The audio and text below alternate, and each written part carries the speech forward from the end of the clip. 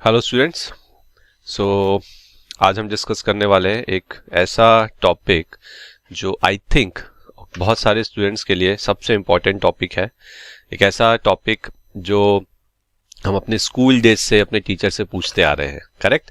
और टॉपिक का क्या नाम है? Most important chapters in your costing subject. आपको पता ही होगा, स्कूल डेज से हम अपने टीचर से पूछते रहते हैं कि इस सब्जेक्ट के अंदर कौन सा इंपॉर्टेंट चैप्टर है, इस सब्जेक्ट के अंदर कौन सा इंपॉर्टेंट चैप्टर है। तो यहाँ भी even at CA inter costing कुछ चैप्टर ऐसे हैं डेफिनेटली जो आपके लिए बहुत ज्यादा इंपॉर्टेंट है। नाउ इसका मतलब ये नहीं है कि जो चैप्टर्स इस लिस्ट में नहीं होंगे वो चैप्टर इंपॉर्टेंट नहीं है। See it's a professional exam, आपका सीए इंटर लेवल का एग्जाम है, तो institute can ask anything from your study material from any chapter. लेकिन हाँ, कुछ चैप्टर्स ऐसे हैं जिनकी वेटेज बहुत अच्छी है, जिनमें से जनरली एग्जाम में पूछा जाता है। ठीक है, तो चलिए मैं उन चैप्टर्स की जो लिस्ट है एक एक करके आपके साथ शेयर करूंगा। सो जो सबसे पहला चैप्टर है हमारा वो है आपका मार्जिनल कॉस्टिंग। बहुत इंटरेस्टिंग चैप्टर है। मैं ये नहीं कहूंगा कि इजी चैप्टर है, काफी सारे छोटे छोटे बहुत सारे इसमें टॉपिक्स आपको मिलेंगे, तो थोड़ा सा लेंदी भी है, बट हाँ इट्स नॉट डिफिकल्ट। ठीक है, थोड़ा कंसेप्चुअल बेस्ड है, कॉन्सेप्ट समझ आ गए तो बहुत आसानी जाती है, और साथ ही साथ फॉर्मूला बेस्ड भी है। तो ये एक ऐसा चैप्टर है जिसमें आपको सब कुछ मिल जाता है। आपको फॉर्मूलेज भी मिलते हैं, आपको कॉन्सेप्ट भी मिलते हैं, और आपको एक चैप्टर की जो लेंथ होती है बिकॉज ऑफ डिफरेंट टॉपिक्स वो भी यहाँ पे मिलेगा। तो ये चैप्टर आपका थोड़ा सा टाइम लेता है जब आप इसे सेल्फ स्टडी करते हैं या रिवाइज करते हैं ना। इस चैप्टर के अंदर कुछ ऐसे टॉपिक्स हैं जो मैं आपको बताना चाहूंगा जो इंपॉर्टेंट है। मेरा सजेशन लेकिन ये है कि आप पूरे चैप्टर को बहुत बहुत अच्छे से पढ़ें। ठीक है, नाउ सम इंपॉर्टेंट टॉपिक्स जैसे कि आपने सुना ही होगा ब्रेक इवन पॉइंट। ठीक है, break even point and etcetera मतलब इससे रिलेटेड जो भी फॉर्मूलेज हैं, चाहे वो मार्जिन ऑफ सेफ्टी हो, चाहे वो कंट्रीब्यूशन हो, चाहे वो आपका पीवी रेशियो का कैलकुलेशन हो, चाहे वो आपका सेल्स निकालना हो किसी फिक्स्ड कॉस्ट पे, वो सारे के सारे फॉर्मूले आपके लिए इंपॉर्टेंट है। इसके अलावा इस चैप्टर में कुछ क्वेश्चंस ऐसे हैं जहां पे आपको डिसीजन मेकिंग के क्वेश्चंस मिलते हैं। डिसीजन मेकिंग के क्वेश्चंस जैसे कि शट डाउन, हमें कब बिजनेस को शट डाउन कर देना चाहिए, हमें प्रोडक्ट को मेक करना चाहिए खुद से या उसे हमें बाहर से बाय करना चाहिए, एटसेट्रा। इस तरह के क्वेश्चंस आपको मिलेंगे इस पे। एंड वन मोर जो मैं यहाँ मेंशन करूंगा, स्पेशल ऑर्डर की कॉस्टिंग कैसे की जाती है। स्पेशल ऑर्डर को एक्सेप्ट करे या ना करे, तो इस प्रकार के जो क्वेश्चंस हैं ये जरूर करिएगा। एक एक दो क्वेश्चन करो, आपको बहुत बहुत ज्यादा हेल्प होगी आपके एग्जाम में। इसके अलावा जो अगला चैप्टर है जिसे मैं इंपॉर्टेंट चैप्टर की कैटेगरी में रखूंगा वो है आपका बजटिंग चैप्टर। ना बजटिंग एक ऐसा चैप्टर है जिसमें सिर्फ प्रैक्टिकल ही इंपॉर्टेंट नहीं है, इसकी जो थ्योरी भी है वो भी इंपॉर्टेंट है। तो मैं स्टूडेंट्स को हमेशा बोलता रहता हूं कि जब आप बजटिंग पढ़ते हो तो इसकी थ्योरी को इग्नोर मत करो, इसकी थ्योरी को जरूर पढ़ो। आप एग्जाम में इसमें से एक आध थ्योरी क्वेश्चन एक्सपेक्ट कर सकते हो। इसके अलावा बजटिंग चैप्टर के अंदर हम अलग अलग तरह के बजट बनाते हैं जिनको हम फंक्शनल बजट्स बोलते हैं। जैसे कि आपका हो गया प्रोडक्शन बजट हो गया, देन आप सेल्स का बजट बनाते हो, मटेरियल का बजट बनाते हो, आप लेबर के लिए बजट बनाते हो, मास्टर बजट्स बनाते हो, ये आपके लिए इंपॉर्टेंट है। इसके अलावा आपको ये पता होना चाहिए कि फ्लेक्सिबल बजट कैसे बनाया जाता है, और फ्लेक्सिबल बजट के अंदर जो आपकी सेमी वेरिएबल कॉस्ट है उसको कैसे हम कैलकुलेट करते हैं। तो ये एक इंपॉर्टेंट एडजस्टमेंट है सेमी वेरिएबल कॉस्ट का जो हर एक स्टूडेंट को आना चाहिए। इसके अलावा जो बाकी टॉपिक्स हैं बजटिंग चैप्टर में वो भी आपको बहुत अच्छे से पढ़ने हैं। चलिए, नाउ अगला जो हमारा चैप्टर है, नाम सुना ही होगा आपने, जिसका नाम है स्टैंडर्ड कॉस्टिंग। ये एक ऐसा चैप्टर है जो काफी स्टूडेंट्स को मेरे हिसाब से डिफिकल्ट लगता है, बट अगेन ये चैप्टर आपका एक फॉर्मूला बेस्ड चैप्टर है।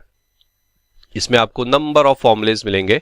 There are number of variances जो आपको कैलकुलेट करना होता है, जैसे कि मटेरियल वेरिएंस होगा, देन उसके बाद आपका लेबर का वेरिएंस होगा, फिर उसके बाद आपके वेरिएबल ओवरहेड के वेरिएंस होंगे और आपके फिक्स्ड ओवरहेड के वेरिएंस होंगे। सो जितने नंबर ऑफ वेरिएंस है उसके अंदर कुछ सब वेरिएंसेस भी होते हैं और हर एक का एक एक फॉर्मूला भी होगा।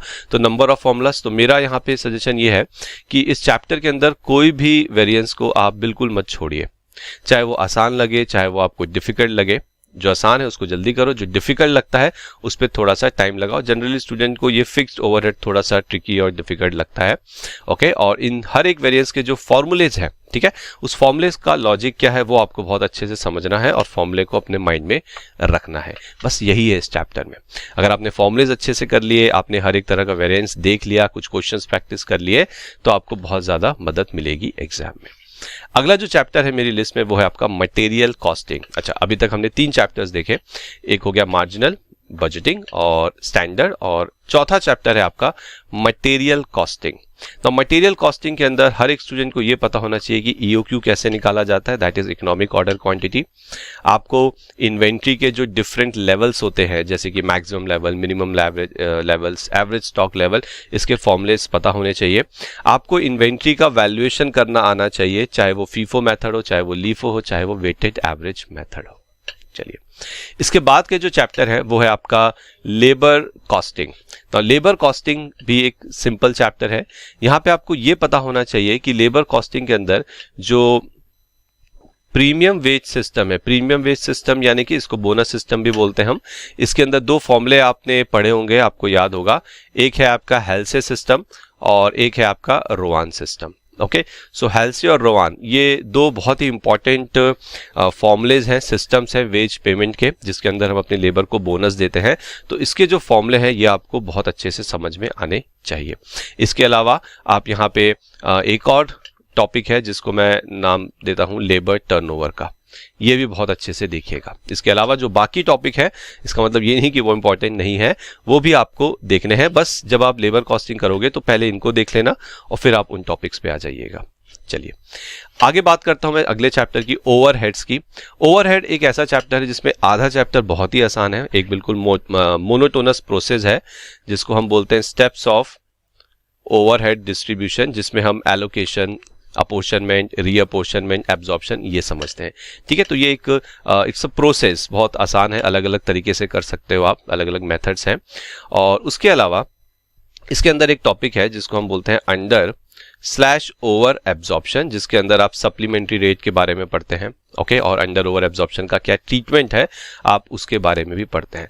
तो ये एक ऐसा टॉपिक है जो हर एक स्टूडेंट को बहुत बहुत अच्छे से आना चाहिए, क्योंकि अगर आपको ये टॉपिक समझ में आ गया तो उसका मतलब ये है कि ऑटोमेटिकली आपको ये भी समझ में आ चुका है। चलिए, ओवरहेड्स के बाद जो अगला जो चैप्टर है वो है आपका एक्टिविटी बेस्ड कॉस्टिंग। बहुत ही आसान है एक्टिविटी बेस्ड कॉस्टिंग सिस्टम, और यहाँ पे जो आपको आना चाहिए, okay, according to me, and that is आपको एबीसी के क्वेश्चंस को सॉल्व करना आना चाहिए। यानी कि अगर आपके सामने एक एबीसी का सिस्टम का एक क्वेश्चन है जिसके अंदर कॉस्ट ड्राइवर्स हैं, एक्टिविटीज हैं, पूल्स हैं कॉस्ट के, तो आपको एबीसी सिस्टम के हिसाब से ओवरहेड्स को कैसे हम प्रोडक्ट के ऊपर बांटते हैं वो तरीका आना चाहिए। इसके लिए आपके पास कोई ऑप्शन नहीं है, कोई शॉर्टकट नहीं। So just practice few questions, आप देखना बहुत आसान लगेगा आपको ये। ओके नाउ, और जो लास्ट चैप्टर मैं आपके साथ शेयर करना चाहता हूं इंपॉर्टेंट चैप्टर्स की लिस्ट में, वो है आपका प्रोसेस कॉस्टिंग। सो देखिए, प्रोसेस कॉस्टिंग के अंदर थोड़ा सा कॉम्प्लिकेटेड तो नहीं बोलूंगा, it's a tricky chapter, okay, and at the same time थोड़ा सा लॉजिकल भी है, कुछ चीजें आपको ध्यान भी रखनी पड़ेगी।